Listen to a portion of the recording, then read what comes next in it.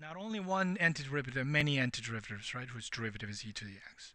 So it is denoted, there's notation. This notation is kind of mixed up this notion. That's why I'm trying to separate it. So I'm not using that typical notation. What is the antiderivative of e to the x? Who remembers this? Right, e to the x and plus c. That's the answer, right? This is the answer. And it's not about how to find the answer. You can verify if this answer is correct, right? If the answer is correct, its derivative must be e to the x, right? So here's a verification.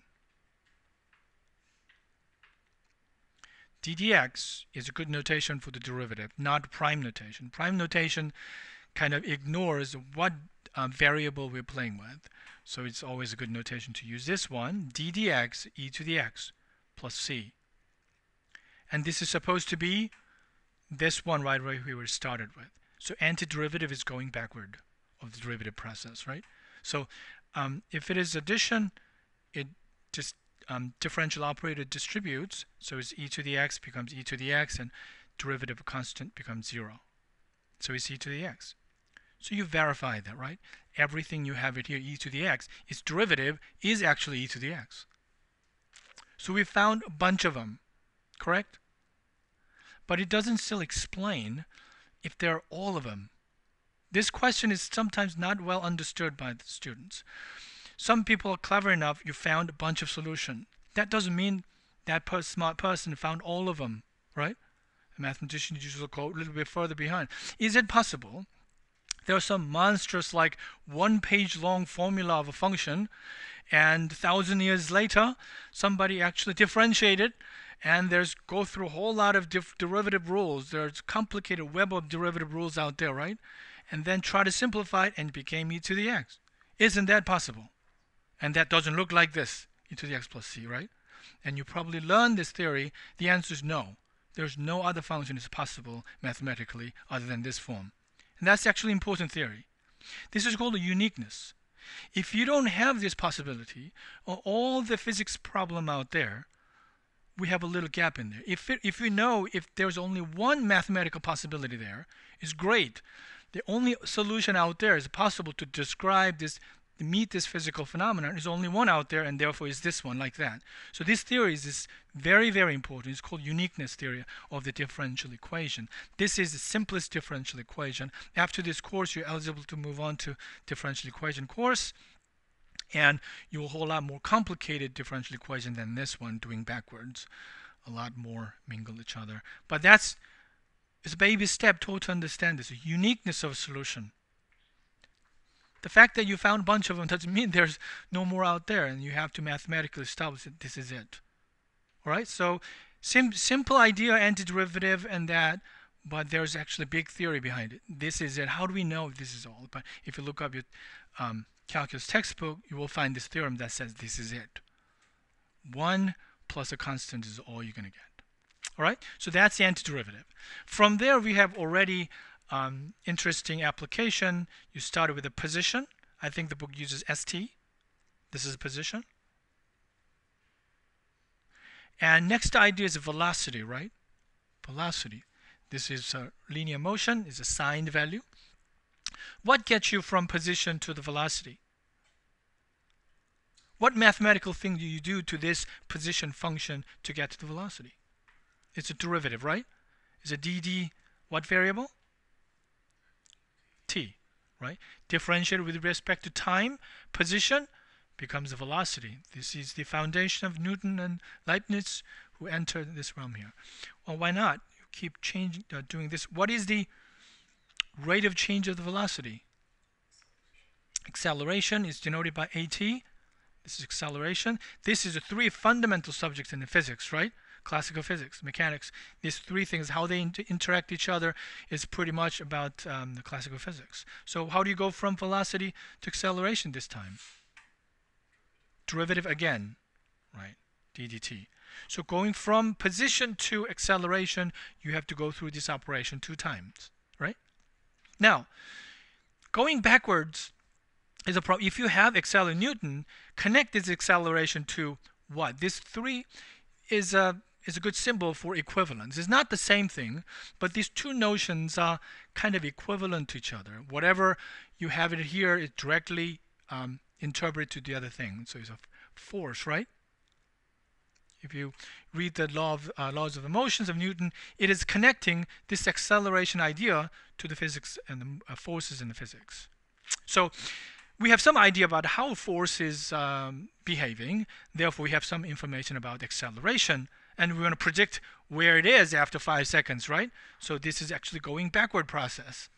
What is this name of this going backward process? Acceleration, velocity, and position? Antiderivatives, right? And you want to predict your prediction of velocity is absolutely correct. There's no other possibility is the uniqueness theorem that you're using, right? So it's important. So that's antiderivative, going backwards, antiderivative, and going backwards, antiderivative. Some books use antidifferentiation, but not many people use that word. And how many antiderivatives out there? If you have one function, all of them looks like this, right? So there is something to be determined. These are usually initial condition, initial position, initial velocity that determines the function completely.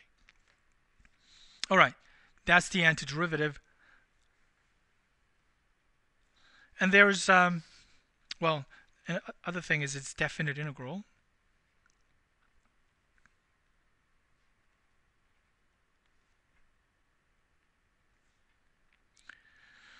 Many students remember this definite integral to be just antiderivative, the same thing. That's what I'm trying to do here, try to distinguish these two notions and connected. Definite integral goes like this. The function f of x is given, usually is continuous, on closed interval ab. And this is really long definition, and after you review this, you don't feel like, why is that all necessary? All you have to do is this and that. But that's not the point.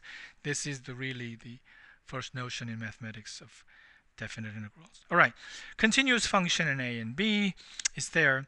It goes like this. First is called Riemann sum.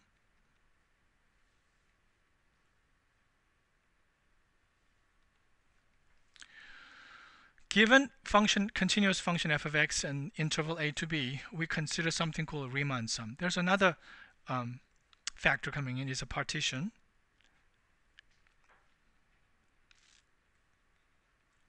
Given a partition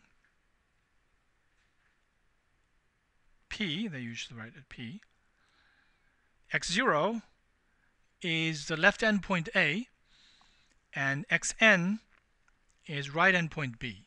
This n varies. It could be 100 points, it could be 2,000 points, whatever the point you shoved in between A and B, right? So first point to the right from x0 is denoted by x subscript 1, and next one is x subscript 2. You go all the way to x subscript n minus 2, x subscript n minus 1, and x subscript n, right? So how many numbers are written down here? This is the first number, a, right? And there's 1 and 2 all the way is the nth number. So how many numbers are written down? Distinct numbers. You see n plus 1 numbers? Here's 1, 2, the last one is nth number, right? And there was x0, therefore n plus 1 numbers, including a and b all the way to the end. And in general, when we consider partition, the difference between these two numbers is not necessarily the same. So we have to call this one delta x1. This is not delta times x1. This whole thing is one notation. The gap between the left endpoint and the first point in the right, and this one, right endpoint is index, delta x2. The last one in here is a delta x, what is it? N. Those are the gap in between those partition points. Okay? So this is, given a partition, there will be this n plus 1 points, including those boundary points, and we consider these gaps between those points and denote by delta x k's. So given a partition, we have that.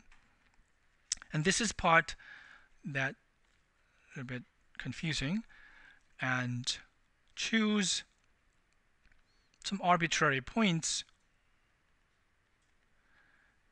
This is A, R, B, arbitrary points, x subscript k, and we use the star notation there. Star in this interval xk minus 1, xk. All right, function f of x is given an interval. We have a bunch of points between a and b, and we denoted those length between the points. And we choose, you see this is a interval in between those two partition points. We choose whatever you want. It could be middle point, slightly to the left, or left end point and right end point. It's completely free, whatever you choose in between in there. So lots of choices, right? Partition, lots of points in there, not regularly distributed, not uniformly distributed, just random distribution. And we also choose points in between those partition points. For that, we consider the Riemann Sum given to consider the summation. You're familiar with this notation, summation? So we're going to sum all this thing. It looks like this. F is the function is given, and you plug in that arbitrary point you chose in between those random partition points, stick it in the function, and multiply that function value by, do you know how to multiply it here? Anybody remember this? This is supposed to be area of this rectangle. So that corresponds to height of this rectangle. Remember that part? So what about this one? Width of this tiny rectangle. What is the notation for that? Delta, right? Delta x k. Right? If it is uniformly distributed, that's going to be all common number, but in general, they're all slightly different. Right? So that measures what? Area of that tiny tall rectangles there, right? So there are a lot of them, so we're going to add up all. So how many intervals are there? Although they're n plus 1 numbers, but intervals are just n intervals. Each interval has one index attached to it. First interval, and x1 to x2, second interval, and so on. Good? So first interval to nth interval, you do all that. There's no limit to the Riemann sum.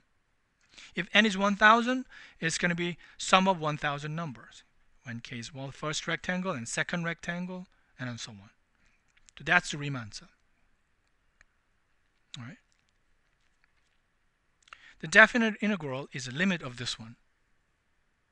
The Riemann sum does not have a limit, but limit of Riemann sum is the definite integral. So here's the definite integral. Definite integral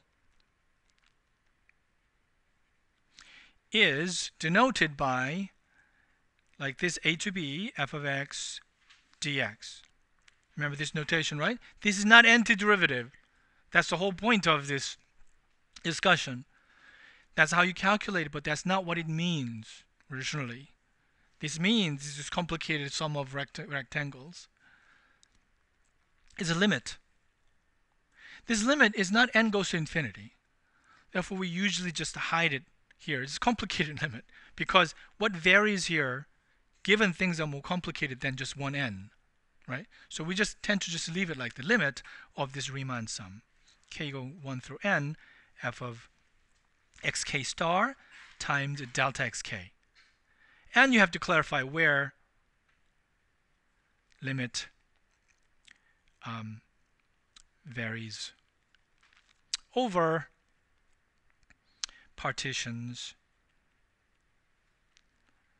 and choice of x, xk star. Hope this final tag makes sense. To consider Riemann sum, you got to have this partition, right? And choice of numbers in between all those intervals. If you choose it differently, you're going to have a different sum, right? As you refine more and more of this one, if the limit tends to converge the same number, and then so here a bunch of people in here refine this interval slightly different way than this group. If whoever does it, if you can mathematically guarantee that, that's going to be always the same number, and then we say the definite integral exists. So it's not, the whole definition is phrased complicatedly, and I hope you understand this meaning of this. Limit varies over refined partitions and choice of x k star. Right? The purpose of this is just reviewing this concept, so it's not. But if you look up our textbook, it has a much better definition. But these are the two different things. There's antiderivative, and there is this complicated sum, which is basically arbitrary shapes of a rectangle underneath the curve, right? Does it kind of sum up? All right. So what is the connection between these two things? There's a theorem, right? What is that theorem called?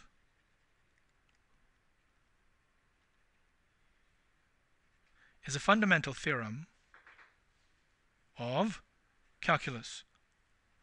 It sounds like some important theorem. You better know what this one is.